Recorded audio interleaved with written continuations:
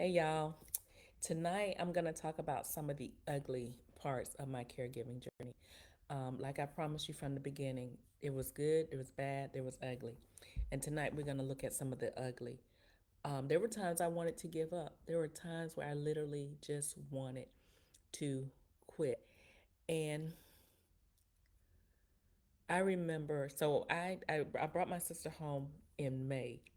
And in December, um, we had found a neurologist, and the neurologist felt that she was at a place where rehabilitation might help her. So she ordered treatment for her and referred her to a rehabilitation up in Jacksonville. And we got accepted into it. The nurse came out, did an evaluation, and also felt like there was enough progress that had been made in her recovery that they was willing to admit her into this rehab. Well, we spent about a month in this rehab.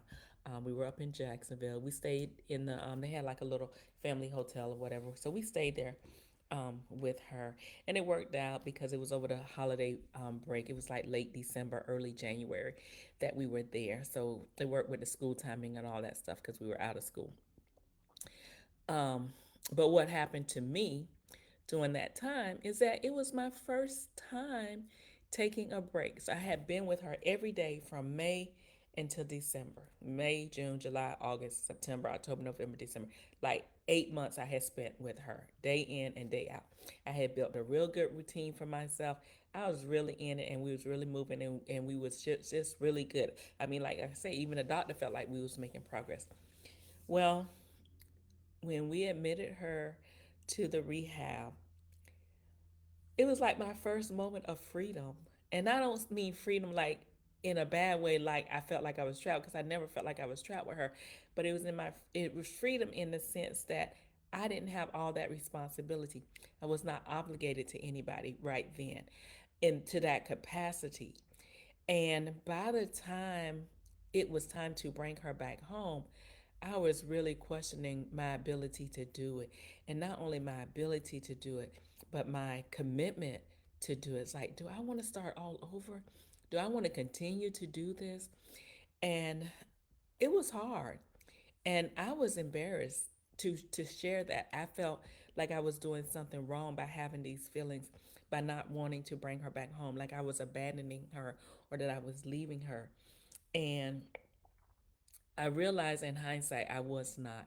And I do also realize in hindsight that I had the right to choose not to bring her home if I made that choice. And I want you to feel empowered as caregivers that you can make those choices not to bring a caregiver home. You're allowed to set boundaries. I mean, not to bring a loved one home. You're allowed to set boundaries to protect your own self.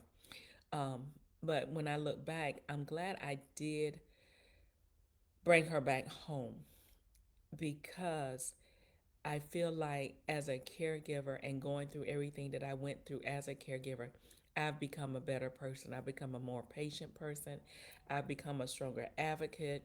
My voice is stronger than it ever has been before. My spirit of discernment is better than it's ever been before. Just going through the caregiving journey changes you in so many ways and in such a capacity that I'm glad that I went through it. I'm glad that I didn't give up. And there was other times along the way. I mean, I rarely remember. Sometimes I would literally just pray. Like my prayer would be, Lord, please don't let me give up. Please do not let me give up. And I know some other caregivers feel that way too. You're probably sitting there right now wondering, why do you continue to do this, or wondering like, where's my way out, or where's my day that all of this is going to end. And I would just encourage you, one, to know that you do have that choice to stop anytime that you want to, and don't feel like you're a quitter, because any amount of time that you spend with someone, your loved one, and you modify your life to take care of them, that time is precious and you should be honored for any amount of time that you spend. But I also want to encourage you that if you feel like you've been chosen as that caregiver, if you feel like the Lord has led you in that way, or even if your own spirit just leads you to provide care for someone else, I would encourage you to continue to do it. But I would strongly encourage you not to do it alone. Find yourself a support system. We have a support system. I started the Caregivers Promise. It's just a simple Facebook group, but it's enough to at least get you started, to have someone wrapping their arms around you virtually most of the time, but still just someone there that you can depend on and that you can lean on. So I'm going to end now. Like I say, I never try to stay on here too long, a few minutes here, a few minutes there. But I wanted to let you know, I know sometimes I paint this happy go lucky picture of caregiving, and I just want to assure you it was not happy go lucky. There were many, many, many times that I wanted to give up. Um, and that's just the honest truth about it. And I'm not ashamed to say it. And you should not be ashamed to say it either. You should not be ashamed to feel like you want to quit. That is a real feeling and it is an okay feeling. And I would encourage you to lean into it and give yourself permission to feel it and process it. And then make the best decision for you and your loved one and your family. All right. Well, thanks again for listening. I love you all. Have a magical night and I'll see you soon.